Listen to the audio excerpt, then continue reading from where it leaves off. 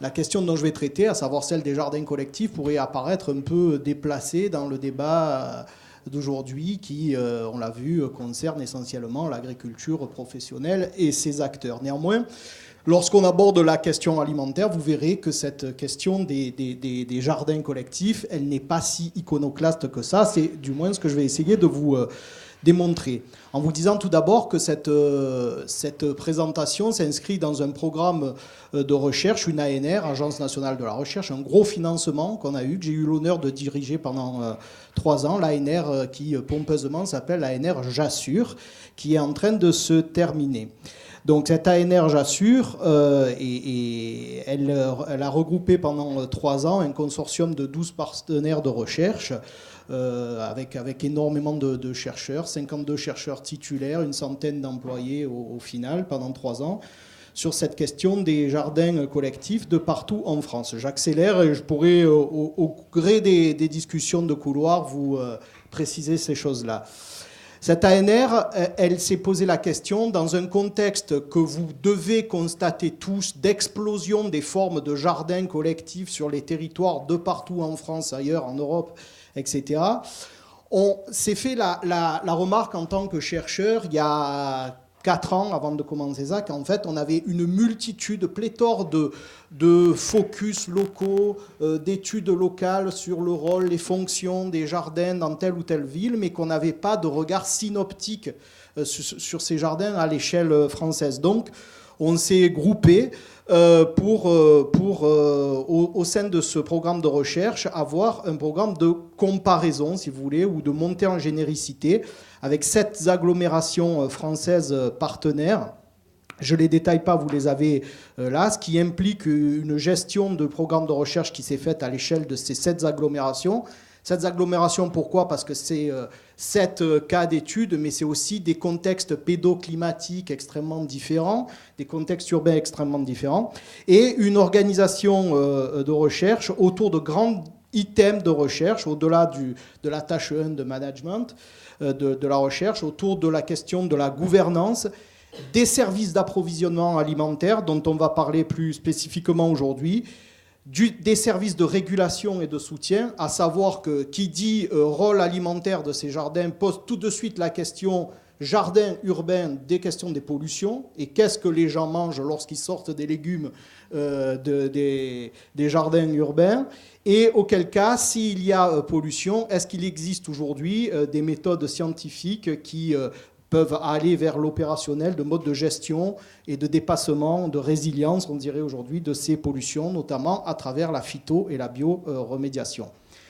Alors autour de ce questionnement, on s'est groupé, un petit collectif de chercheurs, plus spécifiquement à Marseille, et là, on est rentré, vous allez le voir, sur des questions très spécifiques en total partenariat avec la ville de Marseille et donc Mireille Goiran, qui est là, au fond de la salle, dont vous pourrez parler, puisque la ville de Marseille a développé une charte des jardins partagés depuis très longtemps à Marseille. Donc Marseille est dans une dynamique très forte de développement de ce type de jardin collectif. Et on s'est regroupé autour de cette dynamique au sein de Jassure, autour de quelques questions. La question, d'abord, dans un contexte urbain très particulier au regard des 7 villes de Jassure, c'est-à-dire un contexte urbain marqué par des fortes inégalités socio-spatiales à Marseille, et c'est ce qui nous a intéressés comme cadre théorique, si vous voulez, ou problématique.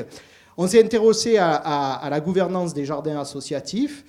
On s'est intéressé aussi plus spécifiquement aux pollutions des sols et aux risques sanitaires, mais surtout autour de Nicole Darmon, dont certains doivent connaître les travaux, on s'est groupé autour de la question du rôle des jardins associatifs dans l'alimentation de familles en grande précarité. Et à ce titre, le cadre de Marseille était un cadre d'études assez privilégié pour notre problématique, si vous voulez.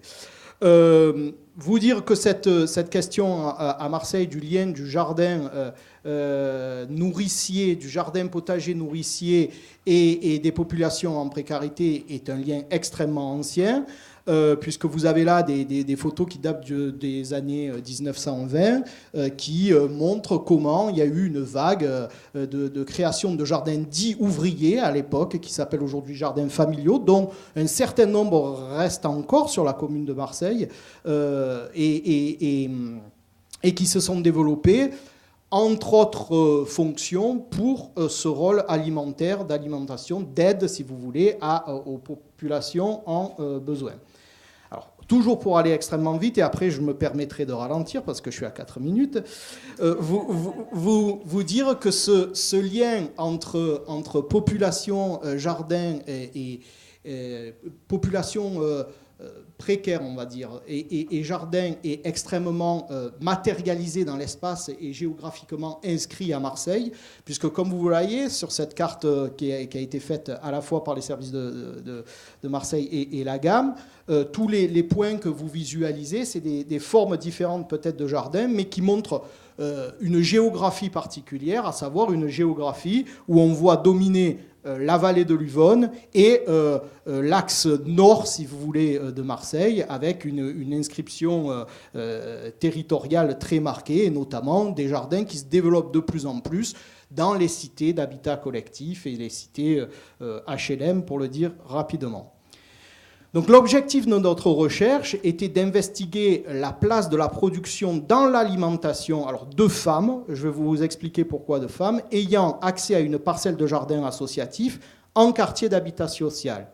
Or, et je vous le dis d'ores et déjà, et vous le verrez dans les méthodologies, notre posture... il y a plein de chercheurs en France qui ont abordé cette question, sauf qu'ils l'ont abordée avec une méthodologie de questionnaire, à savoir, ils allaient voir les jardiniers, leur disaient, alors les jardins, ça vous fait manger un peu passionnément à la folie? Pas du tout. Donc c'est à dire d'acteurs. Or, sur ces dires d'acteurs, on s'est aperçu qu'il y avait réellement trop d'écart entre ce qui était dit et la réalité, comme dans l'emploi des phytosanitaires ou des traitements chimiques, d'ailleurs, il faut bien le constater. Donc on s'est dit, nous, on va essayer humblement de mesurer réellement cet apport dans l'alimentation de foyers, on va dire, placés en précarité. Attendu, comme l'a dit M. Rastouin plus en avant, plus dans sa communication, que il y a dans ces populations en précarité économique un risque lié à l'alimentation d'autant plus fort que les consommations alimentaires sont déséquilibrées, on va dire, puisqu'on constate moins de fruits, moins de légumes, moins de poissons, et qui est compensé par plus de féculents et plus de produits sucrés.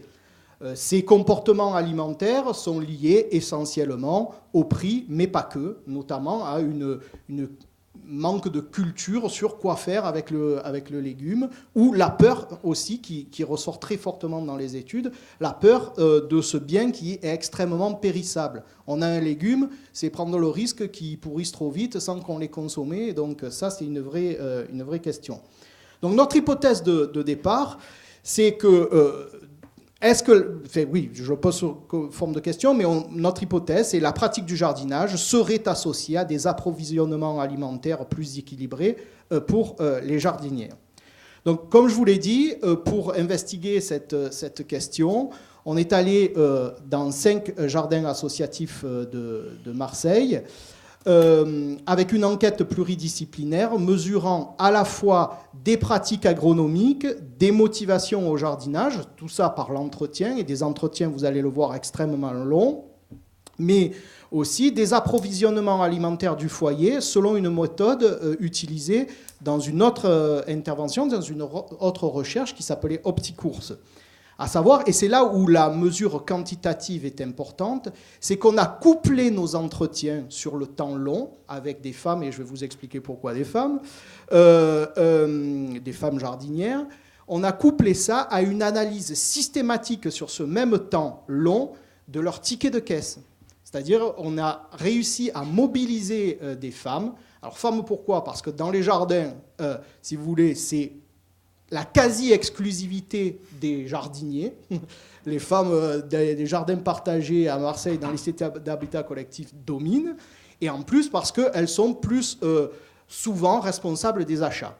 Donc on a réussi à pactiser, et je précise sans échange monétaire, avec quelques femmes qu'on a pu suivre sur le temps long et qui ont accepté, comme vous le verrez, de remplir des carnets de récolte selon une méthodologie qui a été mise en place à AgroParisTech à Paris, c'est-à-dire des carnets de récolte en pesant systématiquement, en annotant systématiquement sur la durée de récolte ce qui est sorti du jardin, et parallèlement à ça, de nous mettre à disposition la totalité des tickets de caisse du foyer de ce qui était consommé. Donc c'est une enquête qui a été intensive sur un mois. Vous allez dire un mois, c'est pas beaucoup, mais c'est quand même énormément de moyens dépensés, si vous voulez, pour arriver au résultat que je vais vous décrire. Alors, vous dire aussi que dans notre idée, cette méthodologie, elle rentrait en écho, comme je vous l'ai dit, avec des pratiques et des comportements alimentaires déjà mesurés par nos collègues nutritionnistes dans le cadre de cette étude OptiCourse. Donc en fait, on avait des témoins, des femmes témoins habitant les mêmes quartiers, ayant les mêmes pratiques, mais la seule différence qu'on avait, on avait une population de témoins, la seule différence qu'on avait avec les femmes, c'est l'accès au jardin. Donc cette méthodologie, si vous voulez, elle nous a amené à considérer 3 dimensions, si vous voulez, de la production des fruits et légumes du jardin. Mais la dimension productive, réellement, quelle est la valeur de la production alimentaire des jardins partagés dans ces quartiers-là, l'aspect nutritif sur lequel je reviendrai, et surtout l'aspect social, culturel et symbolique. Donc, si vous le permettez, je vais détailler ces 3 dimensions en commençant par la dimension productive, quantitative et qualitative. La question que l'on pose aux gens qui travaillent sur ces jardins, c'est est-ce que finalement, ces jardins font manger, font bouffer, ont un rôle nourricier important? La réponse est quantitativement non. Non, pour tout un tas de raisons, à savoir qu'ils sont excessivement petits. Pour faire produire, il faut avoir une maîtrise technique que n'ont pas forcément les jardiniers. D'accord ? Et comme le disent les jardinières elles-mêmes, ce n'est pas pour manger. C'est psychiquement que tu le sens quand tu fais quelque chose, que tu vois grandir, ça te fait du bien, ça fait quelque chose, et après, tu as le résultat comme ça. C'est bien. Ce n'est pas pour manger. Dans un premier temps, la question n'est donc pas une réponse quantitative sur la question alimentaire. Néanmoins, lorsqu'on voit le premier graphique que vous avez sous les yeux, cette question de l'apport de la production dans les biens de consommation du foyer est beaucoup plus fine, à analyser de manière beaucoup plus fine que ça. Parce qu'en fait, on se rend compte qu'effectivement, vous avez en gris tout ce qui vient dans les consommations du foyer qui n'est pas de l'ordre du jardin, et en bleu, tout ce qui est de l'ordre du jardin. Et vous vous rendez compte que sur certaines jardinières, la part du jardin n'est pas si négligeable que cela. D'accord ? Donc il y a une extrême variabilité sur le lien au jardin, d'une part. D'autre part, si l'aspect quantitatif est absolument léger, on va dire, force est de constater que nos entretiens faits sur ce mois en intensif, c'est-à-dire qu'on était quotidiennement avec les jardinières, l'aspect qualitatif de la production est toujours souligné. Ah oui, beaucoup, parce qu'on sait que si on cultive et qu'on ramasse ce qu'on a cultivé, et qu'on sait que c'est bio, quelle valeur a ce bio, on ne sait pas, et qu'on n'aura pas de problème après, c'est mieux, moi je dis. En fait, ça c'est assez représentatif de ça, c'est-à-dire que la production du jardin est associée à une qualité qui est souvent imaginaire, mais qui est force et structurellement imposée dans la pratique du jardin. On remarquera au passage que cette production, elle a une valeur qualitative, ce qui m'amènera en transition à une deuxième dimension, c'est qu'en fait, c'est surtout des légumes d'été et des légumes fortement méditerranéens, qui dénote d'une culture méditerranéenne des jardinières très avancée, si vous voulez, et qui se retrouve donc dans les dimensions sociales, culturelles et symboliques de cette production. En fait, la dimension sociale, elle est importante parce que, en fait, le jardin, c'est aussi un moyen de mettre l'importance sur les échanges de production, à savoir que dans ces milieux de grande précarité, le don de légumes est systématique pour les jardinières. C'est-à-dire qu'il y a même des jardinières qui donnent l'intégralité de leur production. C'est réellement un don parce que le peu de la production, c'est plus la valeur symbolique qui est importante que la valeur matérielle. Autre fait important, c'est que l'intégralité des connaissances jardinières qui se crée au jardin entre le réseau de jardinières elles-mêmes.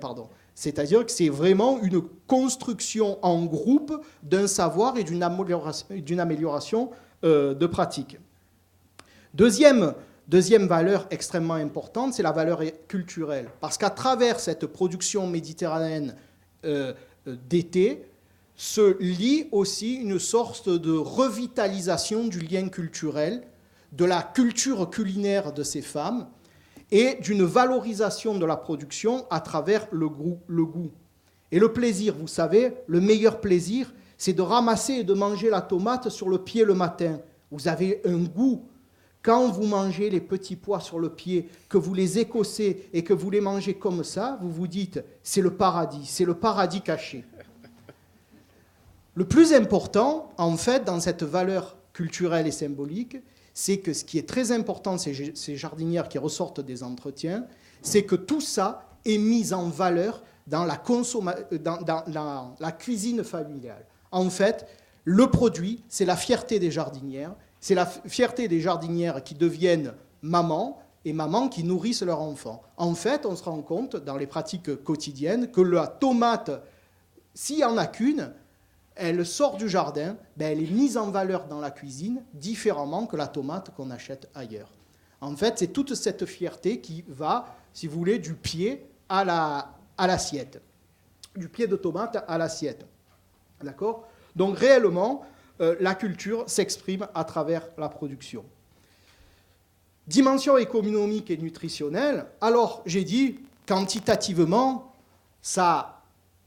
le jardin n'apporte pas grand-chose. Néanmoins, sa valeur qualitative est encore plus importante que ce qu'on pouvait l'imaginer au départ. Pourquoi ? Parce qu'on se rend compte, à travers ces données et là, matérielles, à la fois de ce qu'on a pesé et de l'analyse des tickets de caisse, que par rapport aux femmes qui n'ont pas de jardin, les femmes qui ont un jardin ont une consommation en fruits et légumes beaucoup plus élevée. Alors, ce n'est pas dû au jardin, mais ce dont on se rend compte, c'est les deux dernières lignes là en bleu, c'est que ces femmes consacrent une partie substantielle de leur budget familial de plus à l'achat de fruits et de légumes que les femmes qui n'ont pas de jardin. Très clairement. 1 euro de différence par jour, ce qui est très important à ce niveau-là. Ça veut dire que le jardin, réellement, s'il n'apporte pas quantitativement quelque chose, est réellement, et j'en viendrai à ma conclusion, une sorte de fenêtre de réflexion sur l'alimentation. C'est un trait d'union réellement entre ce que l'on fait et ce que l'on mange. À ce titre, le jardin pourrait être perçu dans cette gouvernance alimentaire dont on parle aujourd'hui comme un outil, même si j'aime pas résumer le jardin à un outil, mais de politique nutritionnelle et de santé publique en associant les acteurs de l'éducation nutritionnelle. Ce qui m'amène, et là j'ai 2 minutes pour une ouverture. Je vois Marianne qui me fait un œil noir. Si vous voulez, au rôle de ces jardins dans une politique territoriale intégrée de gouvernance alimentaire. Et ça, j'ai tiré la carte des travaux qu'on a fait, un certain nombre, je vois Jean-Christophe autour de la table, pour la mission interministérielle pour la métropole, dans le cadre des sortes d'états des lieux qui ont été faits a donné, sous l'égide de Marie Baduel, aux trois équipes qui ont fait le concours métropolitain. Et donc, dans nos débats qui ont été extrêmement riches, Jean-Christophe pourra en témoigner, on s'est rendu compte que cette politique territoriale de la métropole, cette gouvernance alimentaire de la métropole qu'on pourrait mettre en place, pourrait s'appuyer sur 3 types d'espaces. Je ne sais pas si vous voyez ma flèche. En fait, on voit déjà qu'au nord de la métropole, j'espère que vous voyez bien, oui, vous voyez, au nord de la métropole se situe l'essentiel de ces terres agricoles productives dont Philippe Langevin nous a dit qu'elles ont une forte valeur économique, mais qui réellement exportent le gros de leur production hors de la métropole. Donc, un des enjeux de cette métropole, c'est d'arriver à reconnecter ces producteurs du nord de la métropole avec les consommateurs du sud, avec ceux de la ville de plus en plus dense. Au passage, remarquez que la frontière administrative de la métropole vient finalement séparer un gros bassin de production qui est la Durance, si vous voulez. Donc, en termes de gouvernance alimentaire, l'échelle métropolitaine est déjà presque trop petite, madame. Donc, il y a ces grands espaces agricoles producteurs. De façon intermédiaire, je n'arrive plus à faire apparaître la flèche, il y a cette barre-là qui sont des bassins traditionnels d'agriculture que sont le pourtour de l'étang de Berre, le bassin d'Aix-Marseille, ou encore au Bagne, on en a parlé. Ça, c'est des bassins encore structurés par une agriculture professionnels, mais qui sont beaucoup plus limités dans l'espace et dont il faut réellement réinventer l'avenir sur le plan agricole et qui ont une fonction agricole et nourricière vraiment importante. Mais ce qu'on voit aussi, c'est que, notamment dans Marseille, là, mais ailleurs, il existe dans l'intra-urbain énormément de petits résidus comme ça, de terres agricoles qui jadis fonctionnaient dans la banlieue agricole de Marseille ou d'ailleurs, si vous voulez, et qui sont des espaces résiduels qui, certes, ne sont pas des espaces qu'on peut mobiliser dans de la production de masse, si vous voulez, mais qui, au terme de jardins, mais pas que de jardins, hein, Monique Diano pourra en parler sur les paniers marseillais, ont un rôle agricole là aussi à jouer. Pourquoi ? Parce que, à mon sens, le rapprochement producteur-consommateur n'est pas qu'un rapprochement, n'est pas qu'une question de flux économique et de flux de distance. Comme le montre le cas des jardins, il y a un rapprochement symbolique à avoir. Et dans ce rapprochement producteur et consommateur, les gens qui vivent dans les cités d'habitat collectif et qui ne se déplacent pas, si vous voulez, il y a peut-être à reconstruire ce rapport symbolique à l'agriculture et à l'agriculture du territoire. Et ce que nous montrent les jardins, mais comme je vous l'ai dit, c'est qu'ils constituent un outil très d'union entre une production, entre une consommation d'ici et une production d'ici.